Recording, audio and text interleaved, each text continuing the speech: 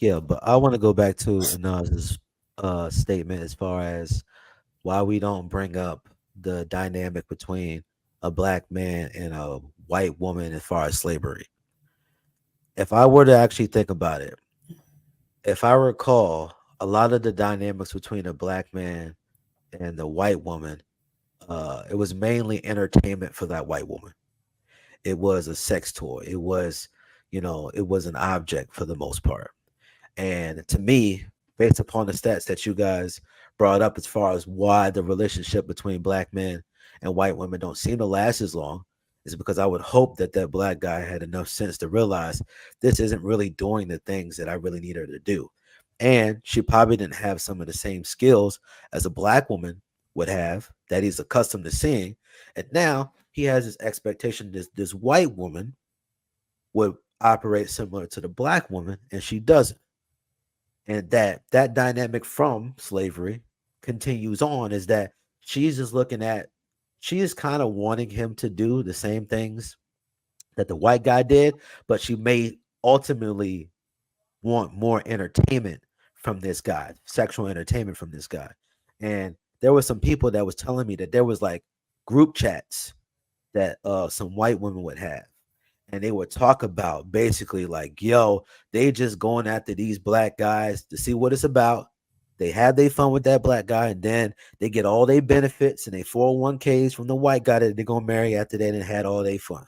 So that's why I think we don't talk about the relationships between like black men and white women, because for some reason we don't consider white women a threat in any capacity, even though You we know consider when they black cry, women a threat? Ooh, no white women a threat in any Well, that's what capacity. I'm saying. Do black men consider black women a threat? According to the space, shit, the Uh, nigga one right. threat. so Well, Correct. what they consider and what is actual reality is two different things. Because we all know that if a white woman cry, even if she's lying, you can potentially die as a black guy.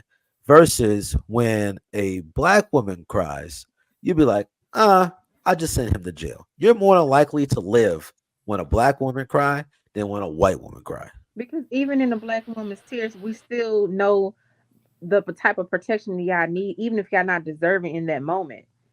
Even when we're trying to protect ourselves, we can't even be selfish enough to say, "Hey, I need to protect myself," because we know what happens to y'all out there. Okay, Which is great because listen, no, it's not. That's not. I well, I was saying which the idea is great, but what I'm saying is that's this, is that you realize that if black men and black women are willing to work together, we can fix a lot of the issues that we have. The issue is that we don't think each side is getting the appropriate amount of accountability. We don't think men are more accountable to actually being able to take care of their families, lead their families, speak to their families, and create an environment where black women feel safe, right? And then on the flip side, the black men are like, yo, I need you to be doing XYZ without all this extra lip and all this extra energy. And I need you to work with me as I continue to try to figure it out. Because the truth of the matter is, a lot of brothers don't know what leadership is like for a relationship dynamic. They know how to do it in the military, they know how to do it in business. You learn all of these things, but actually applying quote unquote leadership qualities at home in a relationship with a woman, it's very different because the rules significantly change. I think everybody needs therapy. go So, ahead. H- HD, I just want to ask a question to HD. Doesn't that kind of go back to Lachey's point about the uncommunicated expectations? I mean, Absolutely. Because I agree that we all have uncommunicated expectations, but in spite of those uncommunicated expectations in certain relationships, it seems to be more it seems to be more painful in relationships between black people, because it's almost like we take some of our internal wants personal with this other person, versus when we all know that a white man and a black woman, they're not on the same cultural wavelength. They're not, right? And they have vice versa. expectations that they're willing to dumb down because of whatever reason. Like Marcus said, they got bumpers on. Okay, why y'all got bumpers on? Y'all supposed to be coming as one, right? So y'all supposed to be able to get to the nitty gritty of the stuff that y'all really got going on, right? No, apparently not. If you want your relationship to work, you better put them bumpers on, which I think is nonsense. If you got to put bumpers on in your relationship, you don't have a real relationship because y'all not talking about nothing real. So did anybody else want to add to this? Because I'm going to go to the next video, which will kind of intertwine with this one, okay? And if you have anything to say about this one, you can still say it, okay? So let me go through that because we can't be wasting too much time on that when we got the second video, which is almost the same as that. Boom. No woman on this whole earth, not even a black woman in Muslim countries, can please me and cook for me and socialize and talk to me like my American black woman. No woman, at last is a white woman, can really identify with me and my feelings and the way I act and the way I talk. And you can't take no Chinese man and give him no Puerto Rican woman and holler about we're in love and you emotionally in love and physically, but really they're not happy because she's gonna hear some Puerto Rican music, he's gonna hear some Chinese music. And they're gonna be clashing all the time. It's just nature. You can do what you want, but it's nature to want to be with your own. I want to be with mine. I love my people. That's all. I don't hate Damn, Muhammad Ali. Woo. Mr. Ali spoke that night with a little bass in his sleep, but I wasn't really bass. But go ahead, Enos. Yeah, so I wanted to respond to Harrison. I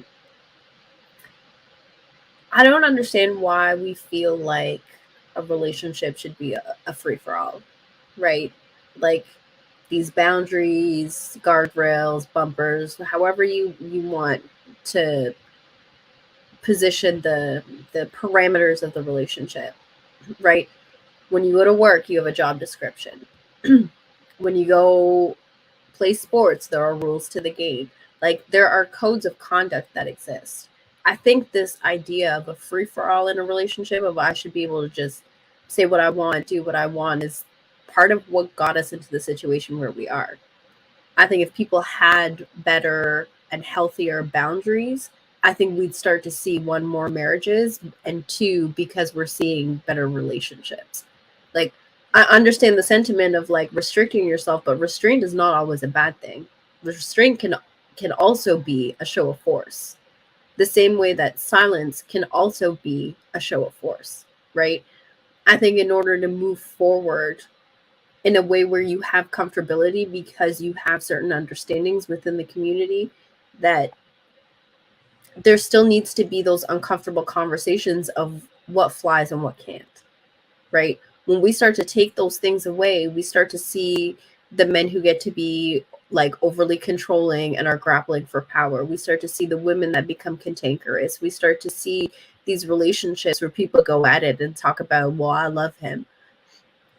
Like I don't think it's functional to not have systems in place to ensure the longevity of a relationship, right? I think it's really potentially dangerous to be telling people that in a relationship, you should just be able to do what you want, right?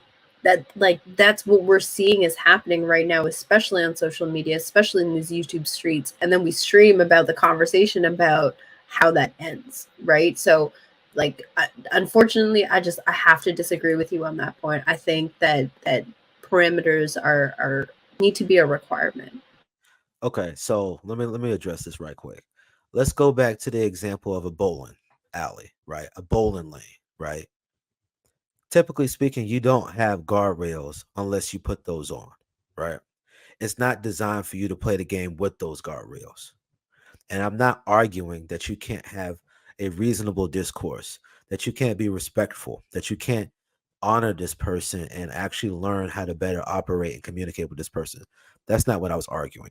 What I was arguing is that you got to take these kids' gloves off, which is what the guardrails are for. They usually put those guardrails up for the kids so they get the little shoot and you can push the bowling ball down the way. We adults now. You need to be able to deal and talk with those real situations that you're not willing to deal with. And me personally, if you're in a relationship with a person where when I mean by speak freely, this is what I mean. I mean that you're willing to have uncomfortable honesty with this person and deal with those things that you never ever want to touch with. if there's a cultural difference, if there's a lifestyle difference, is there's a thought process, political, you need to be able to have a very reasonable conversation. Now, granted, everybody ain't got the skills, everybody ain't got the willingness to actually be vulnerable enough to actually be honest about the true things that they feel. And what I was just specifically speaking of is that you keep these kid gloves on. There's a saying that somebody said to me, if you fight for your limitations, you get to keep it. I'm not arguing that we shouldn't be respectful and that we shouldn't be able to have an honest discourse or anything like that. I'm not arguing for complete disarray and just people just talking crazy at each other. I'm just arguing about actually getting to the root of the situations that people are facing every day. That's all I'm saying.